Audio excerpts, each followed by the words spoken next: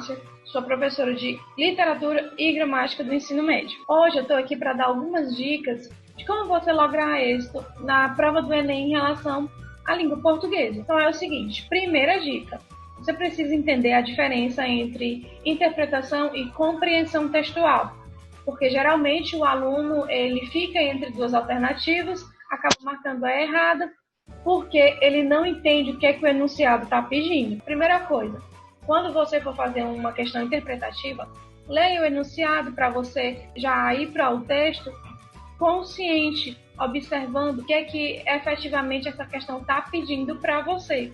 Então, quando eu estou falando de compreensão textual, essa resposta ela vai estar dentro do texto. Dentro do enunciado vai existir alguma dessas expressões. O autor afirma, o autor sugere, segundo o texto informa no texto e o autor sugere ainda. Ou seja, o que eu estou pedindo na questão está lá escrito no meu texto. Agora, quando eu falo de interpretação textual, você vai precisar fazer uma conexão do que o texto está falando com a realidade. Tá? Geralmente, esses textos do Enem, eles têm um embasamento totalmente social.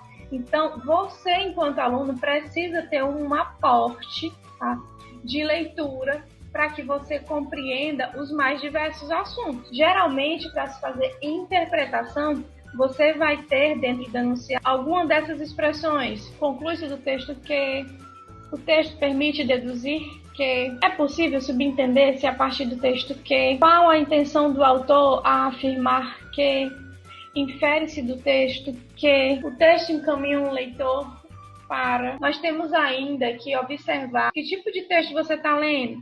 É um texto dissertativo? É um texto narrativo? Então, os tipos textuais, tais como os gêneros textuais, precisam ser revistos. Você tem que entender, por exemplo, um texto dissertativo, qual que é a estrutura, para que ele serve. Então, observem que aí a análise do discurso ela vai ser muito presente, porque você precisa entender qual que é o objetivo desse texto. Outra coisa, quando se estiver no âmbito de literatura, essas questões elas vão ser atreladas geralmente a artes. Quando a gente estiver falando das vanguardas, modernismo, por exemplo, geralmente você vai ter que fazer aí esse link com arte. E existe também a questão ainda dos textos verbais e não verbais, porque muitas vezes a questão ela vai te pedir para que você faça a correlação entre um poema e uma imagem, por exemplo.